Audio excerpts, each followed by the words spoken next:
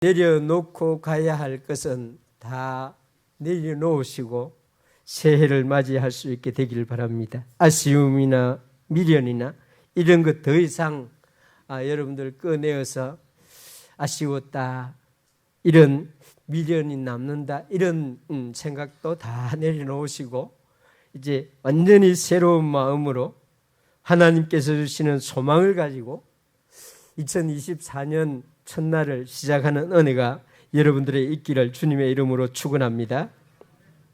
저는 2024년도 우리 교회 목회 방향을 설정을 하고 우리 당의 장로님들과 아주 긴 시간 동안 그것을 함께 나누었습니다.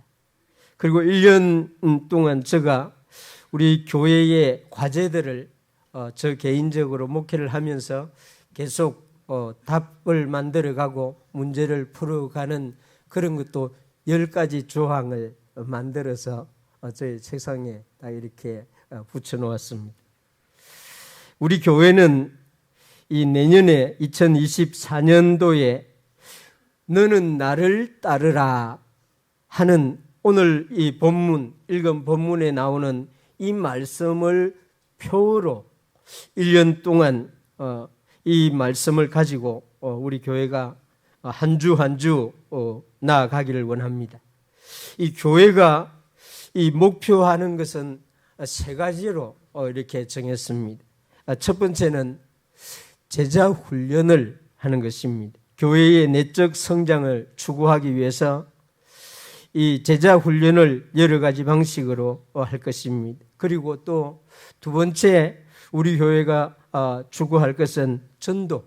이제 코로나도 끝났고 개인적인 전도를 하든지 기관적으로 하든지 구역으로 하든지 어떤 방식으로든지 하나님이 주시는 그런 우리 마음에 주시는 그 이름들을 주님 앞으로 인도하는 이런 일을 중심으로 하겠습니다. 그리고 세 번째는 우리가 해오는 열방을 섬기는 이 선교, 이것도 한 걸음 더 진일보하는 그런 선교를 할 수 있게 되길 바랍니다.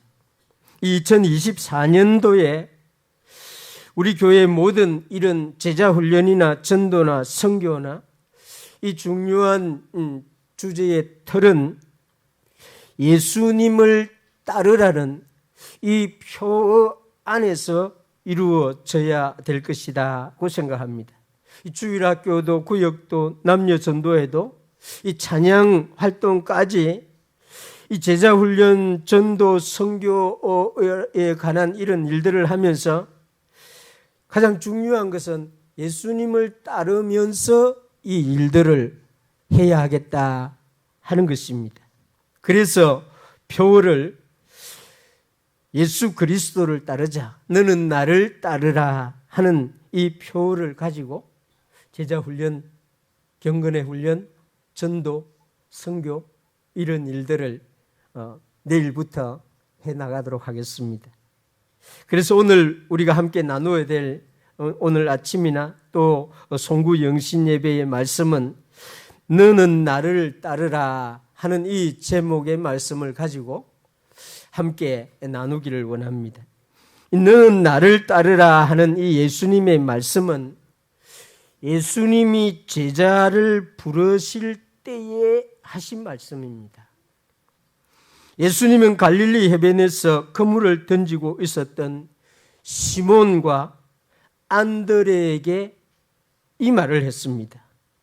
마태복음 4장 19절, 마가복음 1장 17절에 보면 예수님이 말씀하시되 나를 따라오라.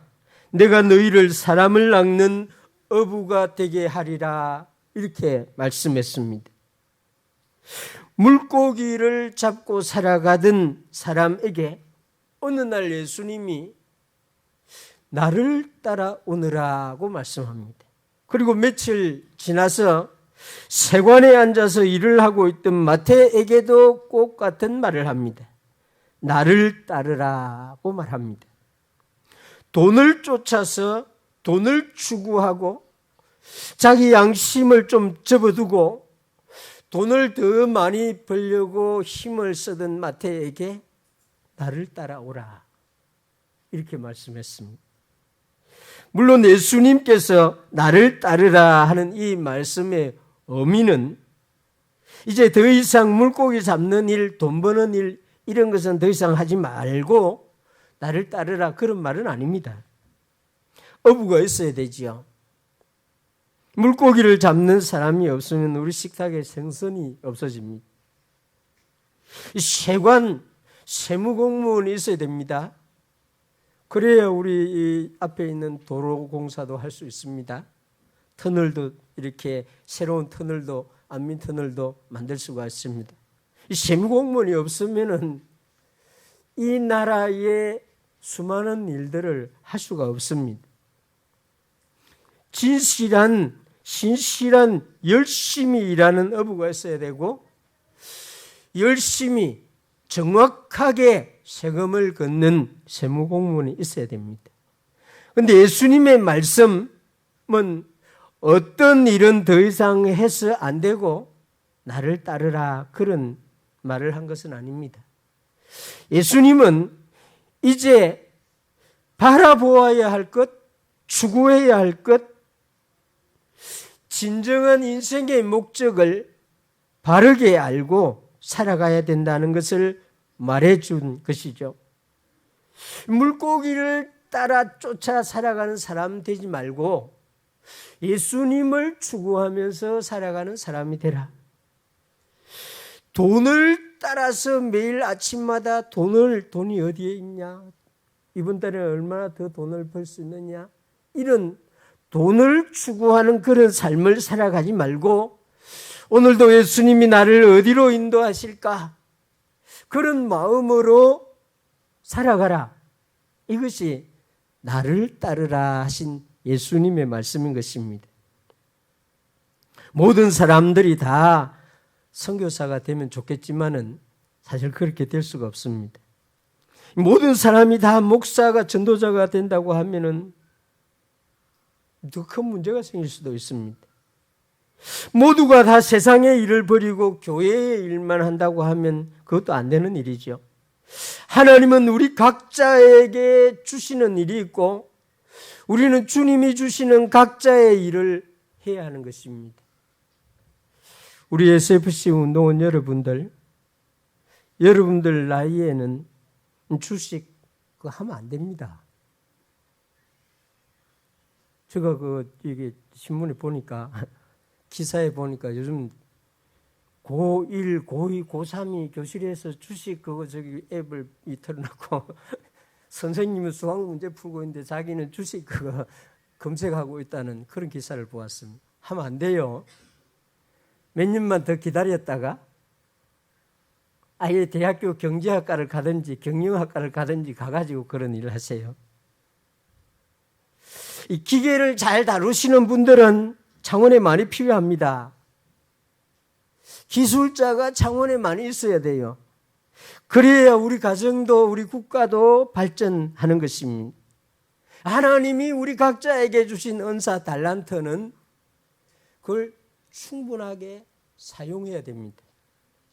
그런데 예수님은 시몬을 만나고 안드레를 만나고 마태를 만나면서 나를 따르라 이렇게 말씀합니다. 이것은 이 땅에 살아가면서 지금까지는 한 번도 예수님을 따르려고 생각도 해보지도 못했고 예수님을 따라가는 것이 무엇인지도 모르는 사람에게 이제는 물고기를 따라서 이 바다 저 바다 다니는 것보다 예수님을 바라보고 예수님을 추구하는 그런 삶을 살 것을 알려주는 것입니다. 예수님을 믿는 사람과 믿지 않는 사람의 절대 기준, 이 차이는 예수님을 따라 사느냐 따라 살지 않느냐 그것이라고 저는 생각합니다. 뭐 교회를 다니느냐 교회 직분을 받았느냐 이것보다도 그 사람이 예수님을 따라 살아가려고 하는 마음이 있다고 하면 그 사람은 그리스도인이다. 저는 그렇게 생각합니다. 그 사람이 예수님을 믿는 사람인지 아닌 사람인지 분명한 것은 그 사람이 예수님을 추구하느냐 하지 않느냐, 그것이 기준이 되는 것입니다. 그 사람이 참 목사인지 아닌지 희미한 이유는 저 사람은 목사인 것 같은데 어떻게 보면 또 목사가 아닌 것 같고, 목사가 왜 저런 시간에 저런 곳에 와 있지? 이런 생각이 드는 사람은 그 사람은 가짜 목사라서 그런 게 아니라 예수님을 따라가는 모습이 그 사람에게 보이지 않기 때문에 그렇습니다. 예수님을 따라간다면 세상 사람들이나 성도들의 눈에 분명히 그 사람은 그리스도의 사람으로 보일 것입니다. 반대로 예수님을 따라가지 아니하고 있다면 그 사람이 아무리 열심히 교회를 다니고 있다고 해도 세상 사람들은 그 사람을 그리스도의 사람이라고 생각하지 않을 것입니다. 그날 베드로와 요한과 안드레와 야고보, 예수님은 이런 사람들을 이제 나를 따르라 그렇게 말한 것입니다. 그런데 놀랍게도 그 예수님의 말씀을 들은 그 사람들이 예수님의 부르심에 응답하기 시작합니다. 따라가기 시작하죠. 그래서 마태복음 10장에 보면은 예수님은 그들 중에 12를 사도로 세웁니다. 예수님의 부르심에 응답하여 예수님을 따르기 시작한 사람들을 제자로, 사도로 세우고 권세까지 줍니다. 제가 목회를 하다가 처음에는 이걸 못 봤습니다. 생각도 못했어요. 그런데 어느 날 예수님의 사도는 3년 동안 다 공부를 하고 난 뒤 세운 게 아니구나 하는 것을 보게 되었습니다. 예수님을 따르기 시작한 그 얼마 되지 않은 날에 예수님이 12를 사도로 세우시고 그 권세를 주시고 이렇게 합니다. 그래서 사도, 예수님이 부르심에 응답하고 순종해서 예수님을 따르기 시작하는 그 사람에게 예수님이 직분을 주는구나, 사도라고 하는 이 직분을 주셨구나 하는 것을 늦게야 알았었습니다. 12 사도들은 예수님으로부터 많은 교육을 받은 상태가 아니었습니다. 아직 제자로서 훈련을 시작한 상태도 아니었어요. 예수님의 부르심을 받고 따르기 시작한 그 시점에 예수님이 특별히 사도로 세운 것입니다. 그래서 이 교회의 직분, 예수님이 주시는 이런 특별한 일들은 예수님이 나를 따르라는 그 음성을 듣고 순종하는 사람에게 주어지는 것이구나. 이 교회에서 섬기는 직분은 근본적으로 이런 것이라는 것입니다. 부르심에 순종하는 사람이 받는 것, 이것입니다. 물론 교회는 질서를 위해서 목사는 3년 신학교를 다니고 또 교단에서 안수를 받고 장로님은 또 교회를 오래 다니고 검증을 받고 하는 그런 교회 질서를 위한 그런 건 있습니다만은 우리 예수님은 사도를 그렇게 세우지 않았습니다. 예수님은 그 사람에게 능력이 있느냐 없느냐 중요하게 여기지 않았습니다. 예수님은 그 사람이 교육을 많이 받았느냐 받지 아니하느냐 그것도 중요하게 여기지 않았습니다. 그 사람에게 어느 정도 가능성이 있느냐 이것도 전혀 성경에 보면 고려의 대상이 아니었습니다.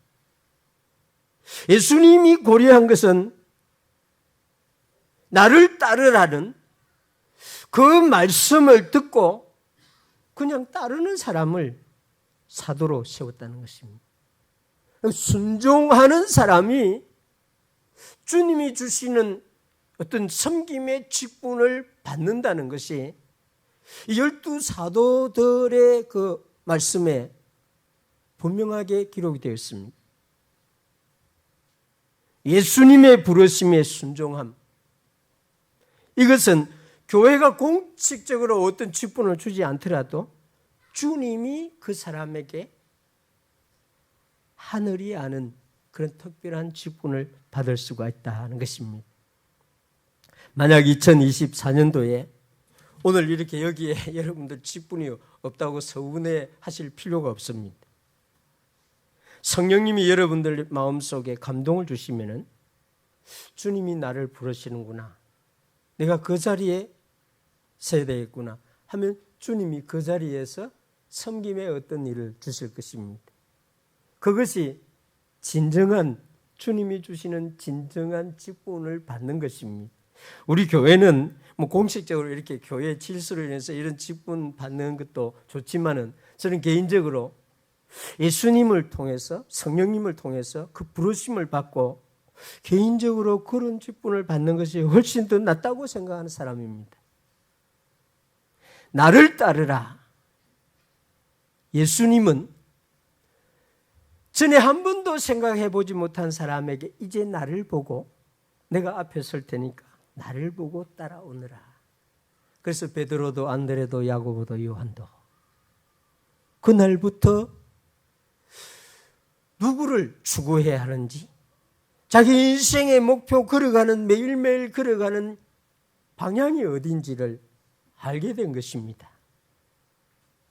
두 번째, 이 너는 나를 따르라 예수님이 말씀하시는데 오늘 우리가 본 본문입니다. 3년이 지났습니다. 예수님이 제자들에게 나를 따르라고 말씀하신 지 3년이 지난 시간에 또다시 예수님이 나를 따르라고 말씀하고 있습니다. 예수님의 부르심을 받은 제자들은 예수님을 따랐습니다. 물론 그 중에는 예수님을 계속 따르지 못하고 떨어져 나간 사람도 있었습니다. 대표적인 사람이 가룟 유다입니다. 예수님이 잘 따라오다가 3년 말쯤 졸업할 기회가 다 되었는데 지금 수료식 해야 될 그런 때 막 예수님을 팔아버렸어요. 그 가룟 유다는 예수님을 더 이상 따라가지 못하는 사람이 되었습니다. 안타깝지요. 아마 70인 제자들, 누가복음에 보면 70인 제자들 중에서도 여러 사람들이 떨어져 나갔을 것입니다. 예수님을 따르겠다고 했던 많은 사람들이 예수님을 떠나가는 것을 성경 요한복음에 말하고 있습니다. 예수님을 따라가다 보니까 예수님의 말씀이 너무 어렵다고 느껴진 사람들, 예수님이 하는 행동을 보니 도대체 이해가 되지 않는다고 생각한 사람들, 예수님을 따라다녀 보니까 자기 일은 전혀 못하겠다고 하는 그런 생각이 든 사람들, 그런 사람들은 예수님을 계속해서 따라갈 수가 없게 되었습니다. 처음 받은 말씀을 붙잡고 끝까지 그 말씀을 붙잡고 이 땅을 떠나는 시간까지 그 말씀을 놓지 않는 사람이 저는 복 있는 사람이라고 생각합니다. 저는 하나님이, 성령님이 여러분들에게 성경을 읽을 때에 어떤 말씀이 여러분들 마음을 두근거리게 하고 여러분 그 말씀으로 인해서 하루의 시간이 어떻게 지나간지도 모르고 하는 그런 말씀이 있으면은 그 말씀은 매일 묵상하시고 평생 그 말씀을 붙잡을 수 있길 바랍니다.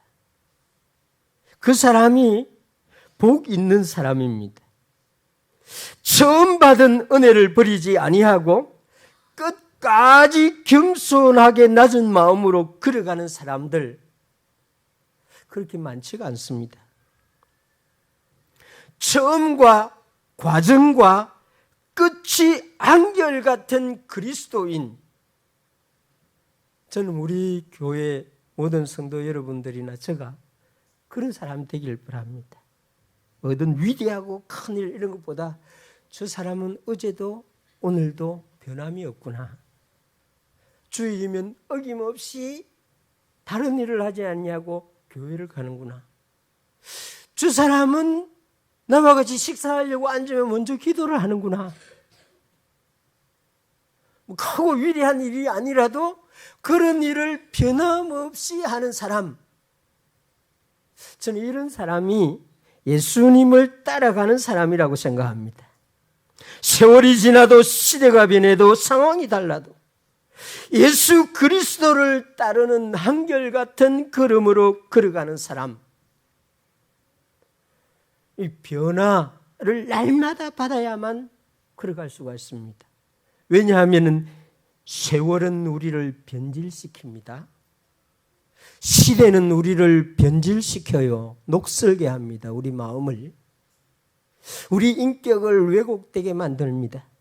그래서 우리는 성령과 말씀으로 날마다 변화를 받아야만 예수님의 말씀을 따라서 한결같이 예수님을 따라갈 수 있게 되는 것입니다. 사실 우리 모두는 한결같은 걸음을 스스로 걸어갈 수 있는 사람은 사실 되지 못합니다. 우리는 흔들립니다. 사람의 소리를 들으면 시험에 듭니다. 여기저기 우리는 기웃거리는 그런 습성도 있습니다. 어떤 분들은 백화점에 가면 시간이 많이 걸리죠. 볼 게 너무 많으니까. 그 인생입니다. 사람들을 보면서 실망하여 스스로 시험에 빠지기도 하고, 그래서 우리의 걸음은 뒤로 물러가기도 하고 좌로 가기도 하고 우로 가기도 하고 엉뚱한 곳으로 가기도 하고, 그게 우리의 본성입니다. 죄의 성향을 가진 우리의 모습이죠. 감사하고 고마운 일은 이런 우리를 예수님이 아신다는 것입니다. 이런 우리를 우리 주님이 아시고 그렇게 우리에게 문제가 생길 때마다 주님이 자신의 존재를 우리 앞에 드러내신다는 것입니다. 사실 우리 주님은 항상 우리와 함께 계신데 평소에 우리 안에 숨어 계십니다. 그래서 우리가 주님이 나와 함께 있는지 없는지, 동행하는지 안 하는지 모를 때가 너무 많이 있습니다. 그러나 우리 주님은 한 번도 우리를 떠나지 않습니다. 근데 우리가 너무 다른 걸음을 걸어가고 이거 그냥 두면 안 되겠다 싶을 때 주님이 존재를 드러냅니다. 요한복음 21장이 바로 그런 배경을 갖고 있습니다. 지금 베드로와 제자들은 부활하신 예수님을 두 번이나 만났어요. 그런데도 이게 긴가 미인가 하고, 정말 우리가 예수님 만났나? 부활하신 예수님이 만나고도 그런 확신이 없었습니다. 예수님이 갈릴리에서 만나자고 말씀했는데 그 만날 장소로 가야 되는데, 만날 장소 제자들은 알았죠. 그런데 물고기를 잡으러 가자 이러고 베드로가 선동하고 옛날 하던 버릇으로 돌아갔습니다. 그 밤에 아무것도 안 잡혔죠. 부활하신 예수님이 그 바닷가에 앉아 계시다가 안타까운 마음으로 빈 그물을 들고 나오면 얼마나 그렇겠어요. 그래서 그물을 배 오른편에 던지라고 말씀하고, 또 제자들은 누가 말씀하는지도 모르고 그 말대로 그물을 던져서 물고기를 많이 잡았습니다. 그런데 젊은 요한이 그 상황을 보고 제일 먼저 깨달았습니다. 주님이구나. 예수님이 찾아왔구나. 예수님이 또다시 우리에게 찾아와 주셨구나. 그러자 행동은 베드로가 먼저 합니다. 베드로가 배에서 뛰어내려서 예수님께로 달려갔죠. 예수님은 그런 제자들을 위하여 생선과 떡을 준비해 두고 기다리고 있었습니다. 부활하신 예수님이 불을 피워놓고 생선을 굽고 떡을 이렇게 어디에서 장만해서 제자들을 위해서 준비하고 계셨는데, 성경에 보면 이 일은 예수님이 부활하신 후 제자들에게 세 번째로 나타나신 일이었습니다 라고 기록하고 있습니다. 예수님은 어찌할 바를 알지 못하고 좌로 우로 다시 바닷가로 간 제자들을 향하여 찾아와 주시고 자신의 사랑을 다시 보여주셨습니다. 전에 경험하지 못한 상황에 직면하게 되면 우리도 그러죠. 우리도 그럴 때는 옛 습관으로, 옛 모습으로 돌아가게 됩니다. 아무리 신앙이 좋아도 경건의 훈련을 열심히 해도 순식간에 우리는 옛 모습으로, 옛 버릇으로 돌아갈 가능성을 항상 갖고 있는 사람입니다. 이 코로나로 인하여 신앙생활에 새로운 상황에 직면한 많은 분들이 이 신앙생활을 제대로 하지 못했던 그런 때로 너무 많이 돌아갔다고 합니다. 대한민국의 성도님들 가운데에 한 15%에서 20% 정도가 그런 상태로 돌아갔다고 합니다. 어찌해야 할 바를 알지 못하기 때문에 예수님은 이런 제자들에게 나타나셔서 자신의 사랑을 다시 보여주시는 분, 이것이 요한복음 21장 마지막 부분에 나오는 이 사건의 배경입니다. 우리 교회 성도님 여러분들에게도 우리 주님이 그렇게 나타나 주시기를 주님의 이름으로 축원합니다. 우리 교회가 어찌해야 할 바를 모를 때에 주님이 우리를 찾아와 주시고 말씀하여 주시고 너가 나를 사랑하느냐 하는 말씀을 저에게도 여러분에게도 해주시길 바랍니다. 예수님은 그 제자들 중에 대표자격인 베드로에게 그 사랑을 확인합니다. 요한복음 21장 15절에 요한의 아들 시몬아 내가 이 사람들보다 나를 더 사랑하느냐. 16절에 또다시 요한의 아들 시몬아 너가 나를 사랑하느냐. 17절에도 요한의 아들 시몬아 너가 나를 사랑하느냐 그 말씀합니다.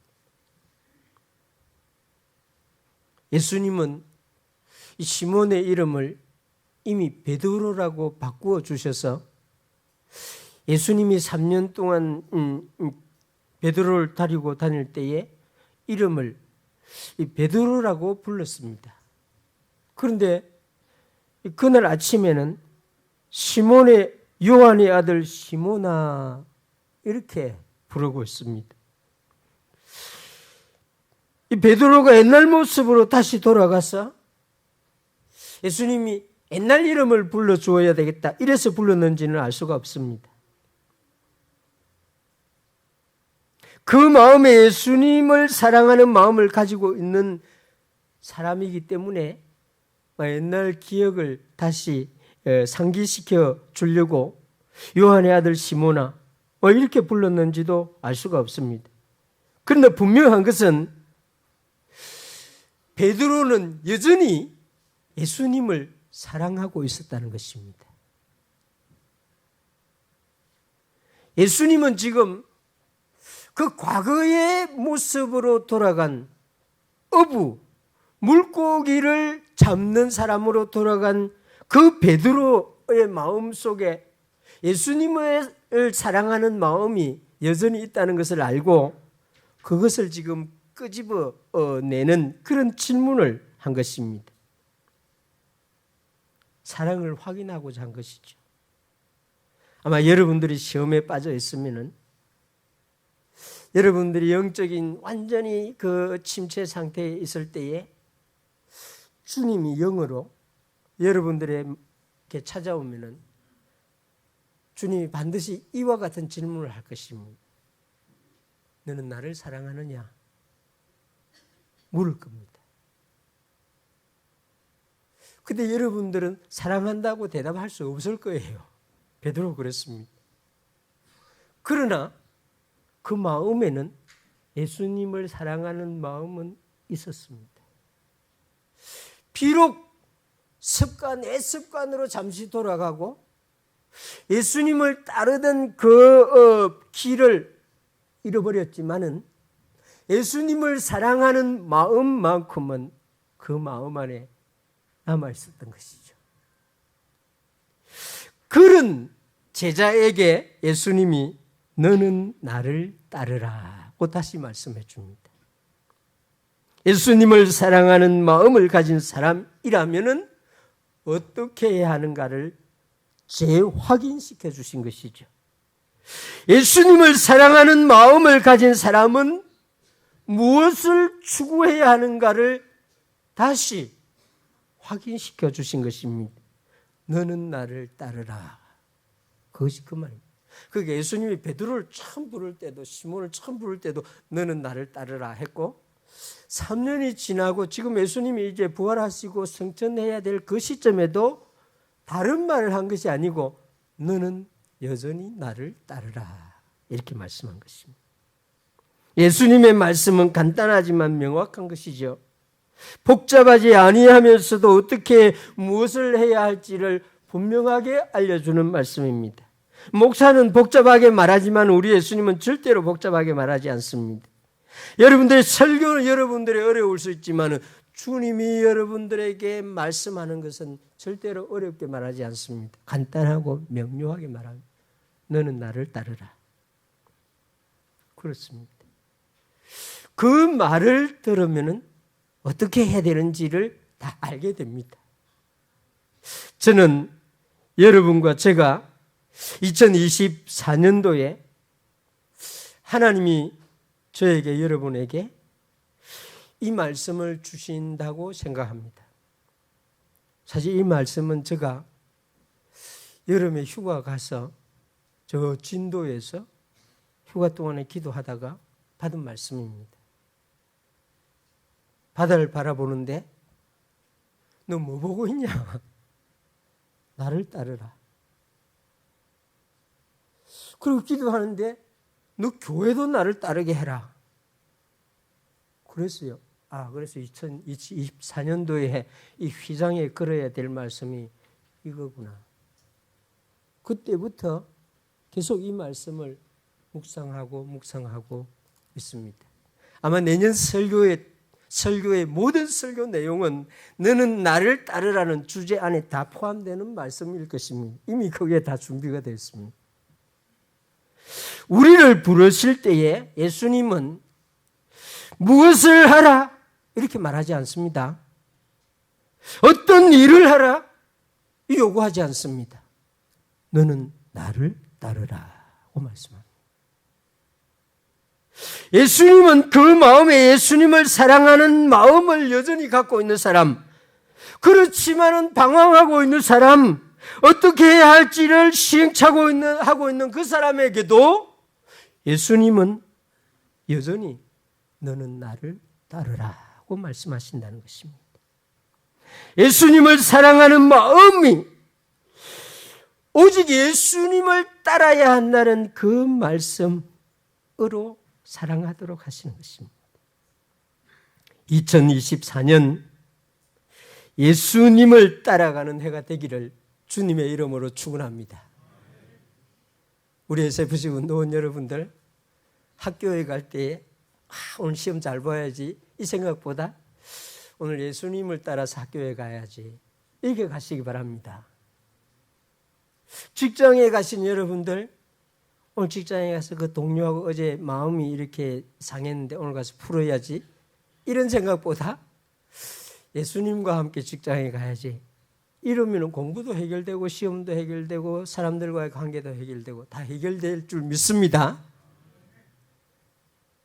주님을 따르려고 눈을 들 때에, 마음을 들 때에, 주님을 따르려고 하는 방향을 설정할 때에 절대로 그 걸음은 우왕좌왕하지 않게 됩니다. 그 인생의 길은 영광의 길을 걸어갈 수 있게 될 것입니다. 지금 요한복음 이 말씀 이후에 베드로의 걸음이 그런 걸음입니다. 안드레와 요한의 걸음이 그런 걸음으로 전개가 됩니다. 주님은 우리에게 순간순간 필요할 때 찾아오셔서 단순한 말씀, 너 어디를 보고 있느냐? 너는 나를 따르라. 여러분들 내일 혹시 시간이 되면은 전에 제가 한번 이야기했는데 코바디스라고 하는 영화를 한번 보시기 바랍니다. 코바디스 아주 오래된 영화입니다. 베드로가 로마에서 복음을 전하다가 이 로마의 박해가 발생하자 기독교인들이 로마에서 다 탈출을 합니다. 베드로도 도망을 갑니다. 로마 시내가 들여다 보이는 그 언덕 위에 서서 이렇게 잠시 종하고 쉬고 있는데 한 분이 이 로마를 향해서 걸어가면서 지나가면서 코바디스 너 어디로 가느냐 이런 말을 합니다. 그 말은 너는 나를 따라 로마로 오라 그런 말이죠. 그래서 그 영화의 마지막은 베드로가 로마에서 십자가에 달려 순교하는. 그러니까 베드로는 처음에 바닷가에서도 나를 따르라 하는 그 말씀을 듣고 또다시 예수님이 너는 나를 따르라 하는 말씀도 듣고 그 나이 많은 노종이 되었을 때도 잘못 판단하고 지금 로마에서 탈출해야 되는 때이구나 했을 때 예수님이 찾아와서 너 어디로 가느냐? 나는 로마로 들어간다. 이건 무슨 말입니까? 너 나를 따라 로마로 오라. 그런 말이죠. 우리 인생 순간순간 주님이 여러분들에게 너는 나를 따르라 하는 음성을 듣는 축복이 있기를 주님의 이름으로 축원합니다. 기도합시다. 우리 함께